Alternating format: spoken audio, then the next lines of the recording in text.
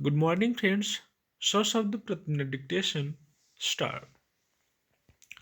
राजनीति के अपराधीकरण के मसले पर लगभग सभी दलों के बीच ऊपरी तौर पर यह आम सहमति दिखती है कि दागी छवि वाले लोगों को चुनावों में उम्मीदवार नहीं बनाया जाए।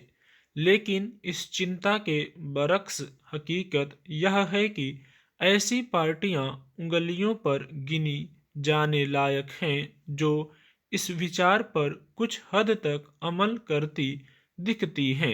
व्यवहार में ज्यादातर बड़ी पार्टियां कानून के किसी कोण का लाभ उठाकर चुनावों में ऐसे व्यक्ति को भी उम्मीदवार बनाने से नहीं हिचकती जो या तो फितरतन अपराधी रहे हों या उनके गैर कानूनी गतिविधियों में लिप्त रहने की पृष्ठभूमि हो।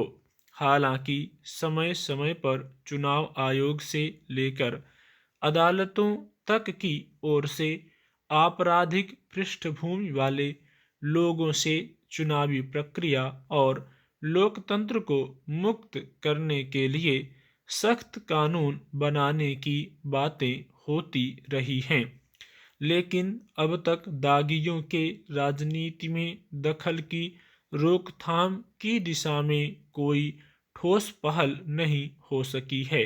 यह बेवजह नहीं है कि आज भी संसद और राज्यों की विधानसभाओं में बड़ी तादाद में ऐसे लोग जनप्रतिनिधि के रूप में मौजूद हैं जिन पर कई आपराधिक मुकदमे दर्ज रहे। सवाल है कि भारत में चुनावी लोकतंत्र के सामने एक बड़ी चुनौती के रूप में मौजूद होने के बावजूद इस समस्या को लेकर देश के राजनीतिक हलके में कोई चिंता क्यों नहीं दिखाई देती है। आखिर क्या वजह है कि आज भी आम नागरिकों को इस मामले में राजनीतिक दलों से कोई खास उम्मीद नहीं है और राजनीति को आपराधिक छवि के लोगों से मुक्त करने के लिए उन्हें अदालत का रुख करना पड़ रहा है। गौरतलब है कि सुप्रीम कोर्ट में एक जनहित याचिका दायर कर चुनाव को उन राजनीतिक दलों का पंजीकरण रद्द करने का निर्देश देने की मांग की गई है जो अपने उम्मीदवारों के आपराधिक मामलों के बारे में ब्यौरा सार्वजनिक करने और अपने आधिकारिक वेबसाइट पर उसे प्रकाशित करने में विफल रहते हैं। पिछले साल सुप्रीम कोर्ट ने आपराधिक इतिहास के प्रकाशन से संबंधित निर्देशों के उल्लंघन के लिए अदालत की अवमानना के लिए 8 राजनीतिक दलों को दोषी ठहराया था। अदालत ने राजनीति के अपराधीकरण की खतरनाक वृद्धि को ध्यान में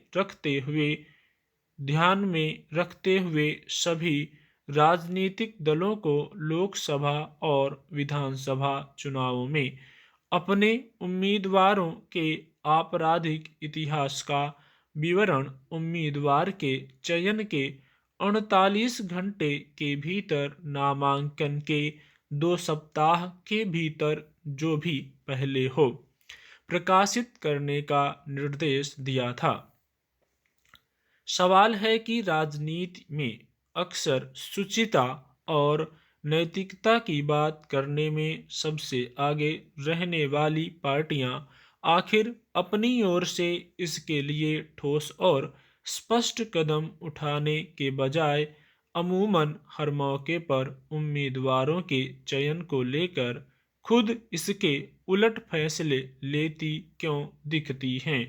चुनाव आयोग से लेकर अदालतों तक में लंबे समय से दागी उम्मीदवारों के जनप्रतिनिधि के रूप में संसद और विधानसभाओं में चुनकर आने के मसले पर चिंता जताई जाती रही है, मगर वे कौन सी परिस्थितियां और कानून की कसौटी पर कमजोर बिंदु हैं जो देश में राजनीतिक दलों को दागी लोगों को अपना उम्मीदवार बनाने से नहीं रोक पाती हैं।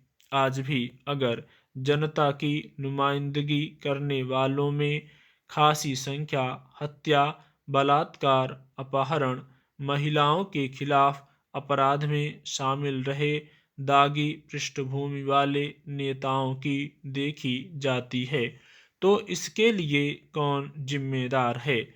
मतदाताओं से उम्मीद की जाती है कि वे आपराधिक छवि वाले नेता को वोट न दें। स्टॉप।